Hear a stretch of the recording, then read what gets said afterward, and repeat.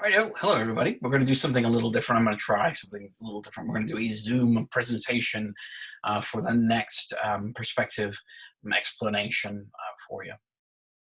So we're going to start by jumping over here, pulling this up, and I got to share the screen first. There we go. Okay.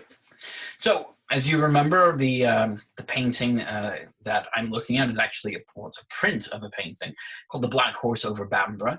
I've already talked a little bit about my personal perspective, why I like this painting, why I chose this painting, the feelings that are aroused in me when I look at this painting. But now I want to spend some time on the historical perspective, how this image came into being, not necessarily the technical way this image came into being, because that would definitely fall more into the technical perspective. But I would talk a little bit more about the artist in this one. And the artist is Mark Postlethwaite, who was born in Leicestershire in England in 1964. And as a kid, he desired to be an air pilot for the RAF to fly in fighter jets. But by the age of 13, his poor eyesight was doomed to keep him out of the RAF, because RAF fighter pilots are required to have near perfect vision. And so his work led him to other type of creative endeavors, and primarily that was through professional photography. So he became very aware of light and shadow and so forth, and we'll talk a little bit more about that in the technical perspective, the way he applies photographic styles into his work. But he began painting aircrafts at the age of 17, and he's essentially self-taught in his painting. And by the age of 27, he became a professional aviation artist when he was elected to become the youngest full member of the Guild of Aviation Artists. So the Guild of Aviation Artists include a number of other people who, for Postlethwaite, were inspirational for his own work. And there's a little bit of history of that. So three in particular: Frank Wooten, in the top left here; Michael Turner, who is often considered one of the most highly regarded aviation and motoring artists in the practice; and then Roy Cross, whose art of paintings of airplanes were used on the boxes of airplane models made by Airfix, which were models that were sold through the UK from the 1960s onwards. So Mark Postlethwaite, as a child building model airplanes, would have been looking at the work of Roy Cross.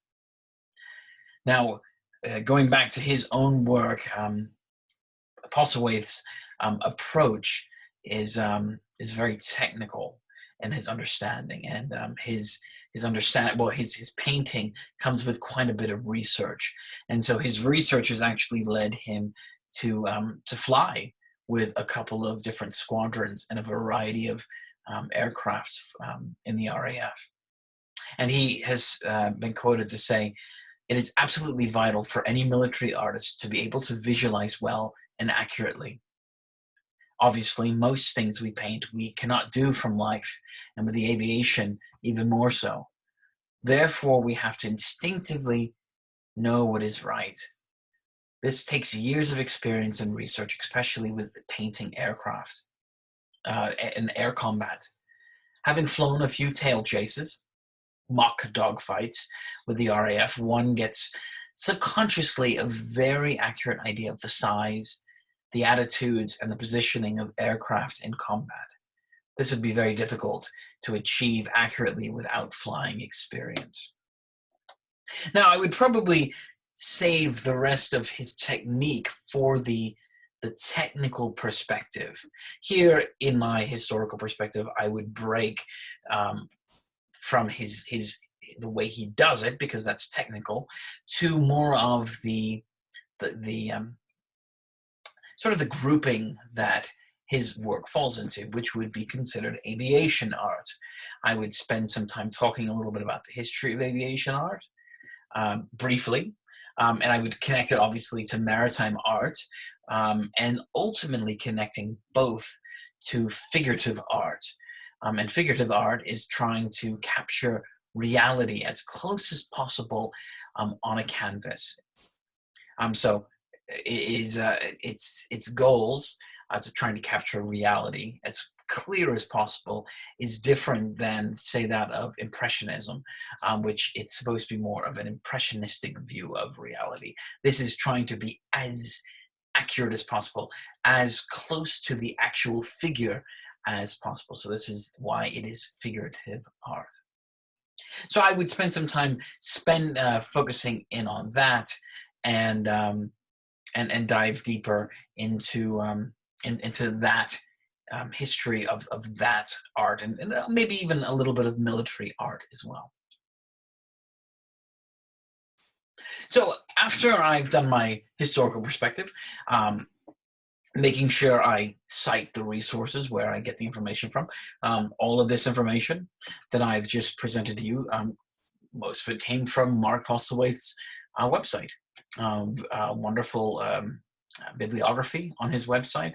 And then also I would point to some encyclopedia knowledge of some of the other artists that I found.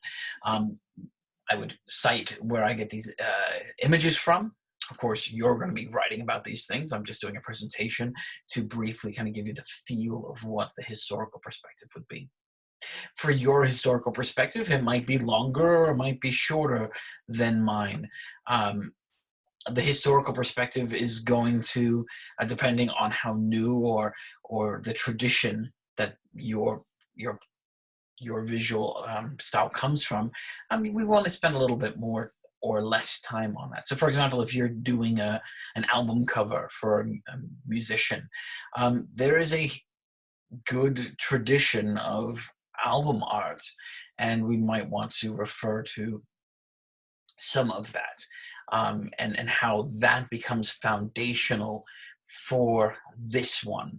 So without these other examples, this one wouldn't exist. So without other examples of aviation art, this one up here, the Black Horse over Bambra, wouldn't exist. And so that has a part of its historical connection. So make sure you cite your information, and write clearly. This is going to be a page to 2 pages, your historical perspective. For this, please, when you write this, don't worry about a header. So don't put your name and the date and your class and what room that we would traditionally meet in, and all of those things that take up space to then write up your historical perspective. Literally just start writing your historical perspective. Think of it as the next part of the last part that you wrote. So break it into like historical perspective, and then begin to write. I'll do another one of these video presentations for the next perspective. If you have any questions, please feel free to reach out to me, and good luck.